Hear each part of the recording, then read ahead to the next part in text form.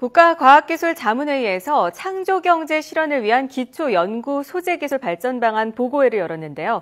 그 핵심 내용에 대해서 오늘 과학 논평에서 자세히 살펴보겠습니다. 한양대학교 김상선 교수와 함께합니다. 어서 오십시오. 안녕하세요. 네, 일단 이 과학기술자문회의가 뭐고요? 어떤 역할을 하는지 좀 궁금한데요. 국가과학기술자문회의는 과학기술 분야의 중장기 정책 방향 설정과 주요 정책 이슈에 대해서 대통령께 자문하는 그런 기구입니다. 예. 그래서 헌법 제127조하고 또 국가과학기술자문회의 법에 근거해서 설치됐는데요. 현재는 자문위원은 총 30인으로 구성이 돼 있고, 물론 의장은 대통령께서 의장이 되시고, 또 자문위원 밑에는 이제 각계 전문가 20인 내외로 구성된 전문위원들이 있고, 또 제반 업무 지원을 위한 지원단의 구성이 돼 있습니다. 참고로 이제 국가과학기술자문회의는 국가과학기술심의회와 함께 과학기술 분야의 최고 의사 결정 기구입니다. 사실은 예. 이 두 개 기구가.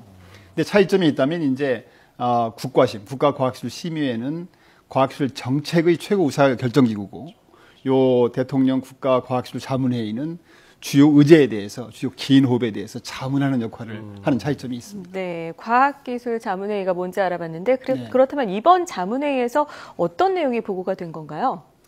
이번 자문회의에서 보고된 내용이 크게 두 가지인데요. 하나는 이제 창조경제 실현을 위한 기초연구 발전 방안, 또 두 번째는 신시장 선점을 위해서 소재기술 혁신 방안입니다. 잘 아시다시피 우리나라가 이제 기초연구하고 소재기술은 짧은 역사에도 불구하고 외형적으로 굉장히 빠르게 성장했습니다. 그래서 기초연구 같은 경우는 SCI 논문 세계 10위권이고요. 네. 또 네이처나 사이언스 셀, 소위 그 세계 3대 저널이라고 하는 논문 수에서도 세계 18위권에 도달해 있고, 네네. 소재 분야의 경우도 이제 무역수지 흑자 규모가 지난 2002년에 한 25억 불 정도 수준에서 2013년에는 220억 불 수준으로 큰 폭의 증가를 기록하고 있습니다. 이를 통해서 이제 과학기술과 산업 성장에 이바지하고 있는데요. 아시다시피 이제 우리가 지금 글로벌 경제 침체라든가 그 불안정한 대외 환경 속에서 국민소득 3만 불을 넘어서 4만 불 시대로 도약해야 되고요.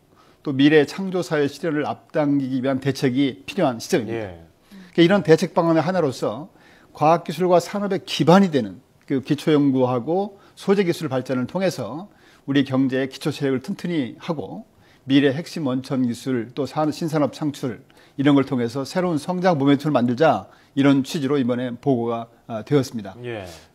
이번 보고에서 그간 우리가 이룩한 그 기초연구하고 소재기술의 성과 또 한계를 명확히 진단하고 대내 여건 변화에 따라서 어떻게 하면은 새로운 창조경제 패러다임에 맞게 발전 방안을 구상하느냐, 이런 내용들이 보고가 되고 토의가 됐습니다. 네, 뭐 올해 노벨상 수상자들을 보고 뭐 이웃 나라 중국과 일본을 보더라도 뭐 모든 과학의 기본은 이 기초연구 아니겠습니까? 그게 안 되면은 뭐 시장 선점이고 뭐 아무것도 안 되는 건데, 그렇다면 이 기초연구를 어떻게 하면 좀 더 제대로 확립할 수 있을까요? 앞에서도 말씀드린 것처럼 사실 그동안 우리나라 기초연구는 SCI 논문이라든가 인력 배출 이런 양적 측면에서는 굉장히 빨리 성장했는데요. 그 짧은 역사, 한 20년밖에 안 되는 기초연구 역사로 인해서 선진국에 비해서 투자라든가 또 지식 축적이 미약해서 세계 최초나 뭐 최고 그런 창의적 성과가 부족한 그 한계가 있습니다. 예. 이번 보고에서는 이런 걸 극복하기 위해서 우선 이제 한정된 자원을 어떻게 배분하느냐, 그래서 이제 연구자 맞춤형 연구 지원 체제를 구축을 하고, 네네. 또 신진 인력 양성이라든가 평가 체계 혁신, 또 세계 탑 클래스 과학기술자 양성, 또 이제 기초연구하고 사회나 어떤 그 산업계하고 연계를 강화시키는 문제, 국제화, 이런 전략들을 제안했습니다. 이런 것들을 착실히 추진함으로 해서 기초연구 패러다임을 그동안에 이제 선진국 수격형에서 세계 선도형으로 전환시켜 나가겠다. 2025년까지는 세계 탑 클래스 연구자 1000명 정도를 양성을 하고요. 또 기초연구를 통해서 세계 1등 기술을 한 10개 정도 창출함으로 해서 이 창조경제가 단기간 내에 끝나는 것이 아니라 지속 가능하게 추진될 수 있는 기반을 만들겠다, 이렇게 지금 다짐하고 있습니다. 네. 그리고 두 번째 안건인 소재기술 개발에 대해서도 참 너무나 이슈가 되고 있는 중요한 우리 산업의 한 축이라고 볼 수가 그렇습니다. 있는데, 이 두 번째 안건 소재 개발 기술에 대해서 어떻게 나오고 있나요? 소재가 이제 어떻게 보면 산업의 쌀이다, 이렇게 볼 수 있습니다. 가장 기본이 되고 근간이 되는 그런 건데요. 예. 이 소재 기술 쪽에서도 저희가 굉장히 빨리 많이 발전을 해왔죠. 그래서 그동안에 이제 산업 성장에 결정적인 역할도 했고 또 전체 무역 수지 흑자를 이루는데도 중요한 역할을 해왔는데 이제 최근에 와서 이제 그 기술 강국인 일본 또 최근에 이제 새롭게 떠오르는 그 중국 요 틈에서 저희가 상당히 어려운 지금 여건에 처해 있습니다. 예. 그래서 이번에 이제 소재 기술 발전 계획 발표한 내용에 따르면은 우선은 이제 소재 기술 개발을 해야 되지 않습니까? 그렇죠. 네네. 그다음에 이제 기존에 있는 공정을 한 반으로 줄이는 공정 개발하는 게 있고요. 그다음에 이제 소재 산업 생태계 구축하는 문제. 또 마지막으로는 소재 신뢰성 확보를 위해서 인프라 구축. 요 네 가지 발전 방안, 추진 방안을 제안했습니다. 이런 걸 통해서 창조 경제 실현을 차질 없이 뒷받침하겠다 이렇게 돼 있고요. 예. 아울러서 이제 범부처 공동으로 태스크포스를 구성을 해서 소재 기술 혁신을 위한 코리아 머티리얼 이니셔티브를 마련하겠다. 그러니까 예를 들어서 한국판 국가 소재 개발 전략을 마련해야 되겠다. 이렇게 제안하고 있습니다. 네. 아무래도 과학 3위 기구이다 보니까 큰 틀을 잡은 것 같아요. 이제 그렇습니다. 세부 계획을 논의를 해야 될 텐데 어떤 식으로 좀 노력을 해야지 이 기틀이 제대로 잡힐까요?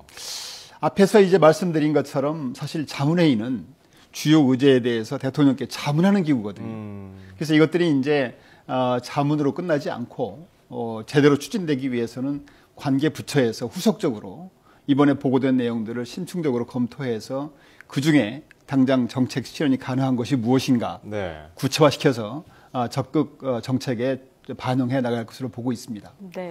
특히 이제 기초연구 지원 같은 경우는 조급한 성과를 기대하기보다는 긴 호흡을 가지고 인내심을 가지고 안정적으로 지속적으로 지원해야 비로소 세계적인 성과를 기대할 수 있다. 이걸 정말 명심해야 됩니다. 그렇죠. 그래서 기초연구를 당장의 실용화, 상용화, 돈 되는 거 이런 걸 너무 기대하다 보면은 또 종정과 같은 실수를 반복하기 때문에 인내심을 가지고 지속적으로 안정적으로 지원해야 되고요.